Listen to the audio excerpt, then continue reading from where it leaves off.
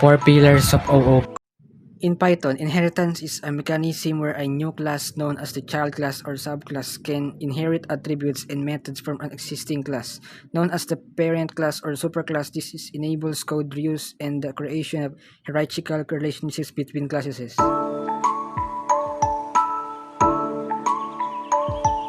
The example: bicycle class with attributes like make, model, and year, and odometer reading method includes initializing the bicycle, displaying information about the bicycle, reading the odometer, updating the odometer reading, and incrementing the odometer reading.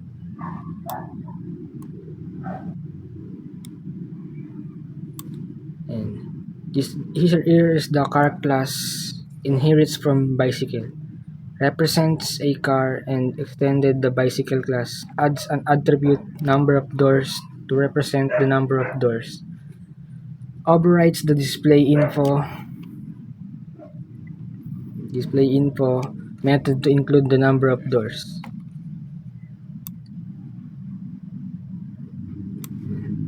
Motorcycle class inherits from bicycle. Represents a motorcycle and extends the bicycle class. Adds an attribute number of wheels to represent the number of wheels. Overrides the display info method to include the number of wheels. Creating instances of a car, motorcycle, and electric car. Classes are created with specific attributes such as make, model, year, number of doors, and battery size.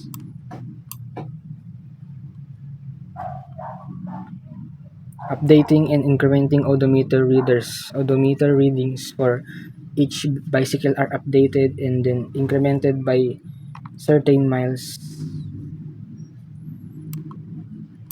Displaying information about each bicycle is displayed, including the make, model, year, number of doors, wheels, odometer reading, and battery size for electric cars. This code demonstrates the use of inheritance to create specialized classes for a base class along with method overriding to customize behavior as needed. It also showcases the concept of object instantiation and method invocation in Python. Polymorphism in Python refers to the ability of different objects to be treated as instances of common interface. This means that objects of different classes can be used interchangeably if they share a common method or attribute name regardless of their individual implementation.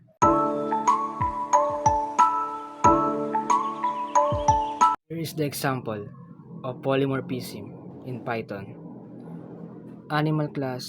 This is the base class for all animals. It has an init method to initialize the name, attribute, and speak method, which is left empty because it's intended to be overridden by subclasses. These the subclasses.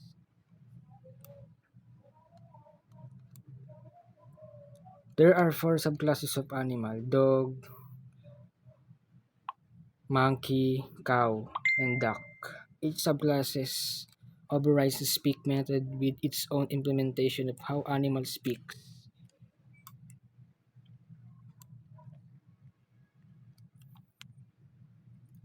There are 4 subclasses.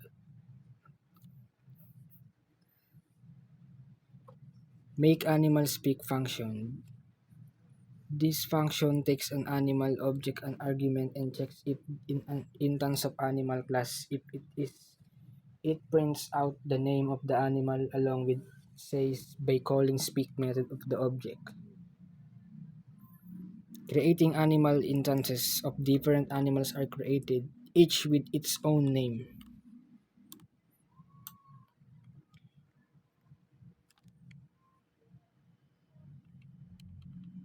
Right. Encapsulation in Python is the bundling of data, attributes, and methods functions that operate on the data into a single unit called a class. This concept allows the programmer to hide the internal state of an object and restrict direct access to it from outside the class. Encapsulation provides several benefits including data abstraction, data hiding, and information hiding.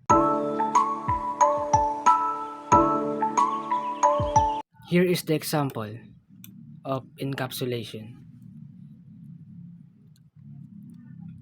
Define a class customer with attributes name, address, email, and accounts. Initialize the attributes in the constructor init. Define a method add account to add account to the customer. Define string method to return a straight representation of customer.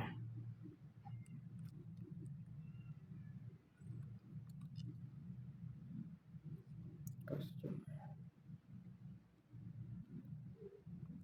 Stop mo nga.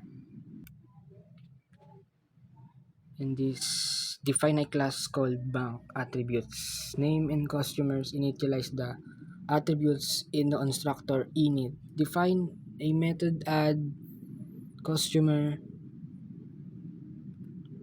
to add customers to bank. Define a method transfer to transfer money between accounts. Define string method to return a string representation of the bank.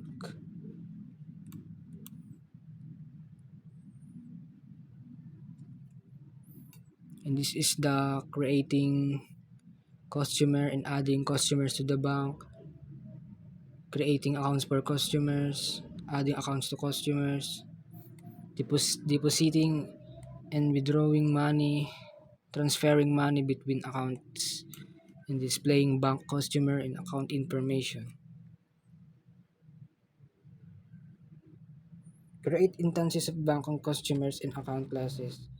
Add customers to the bank, add accounts to the customers, perform deposit and withdrawal operations on account, transfer money between accounts, display information about the bank and customers and account. Abstraction in Python and in programming in general refers to the concept of hiding complex implementation details of a piece of code or a system and exposing only the necessary parts to the outside world. This is done to simplify the usage of code and to the focus on the essential functionalities without worrying about the underlying complexities.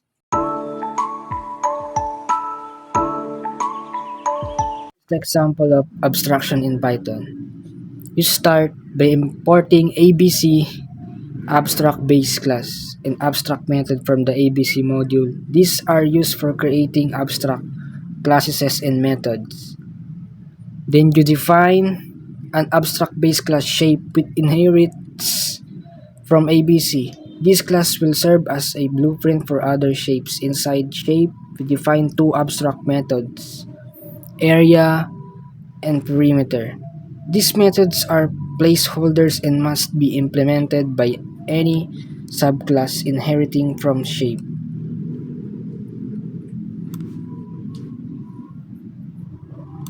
Rectangle class. You define a subclass called rectangle, which inherits from shape.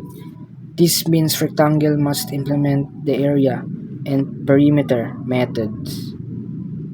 The init method initializes a rectangle object with height attributes. You override the area and perimeter methods to provide specific implementations for rectangles. These methods calculate the area and perimeter based on the width and height of the rectangle.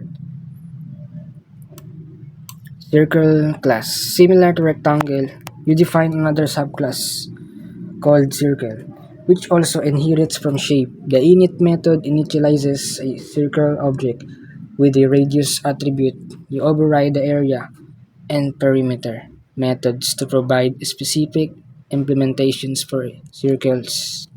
These methods calculate the area and perimeter based on the radius of the circle.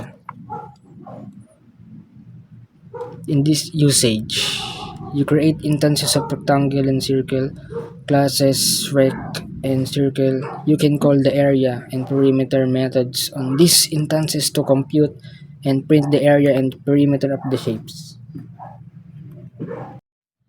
Here is the output of all the example code. Of inheritance.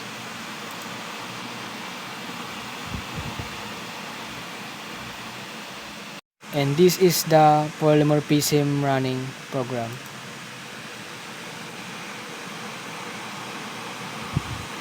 The running program of encapsulation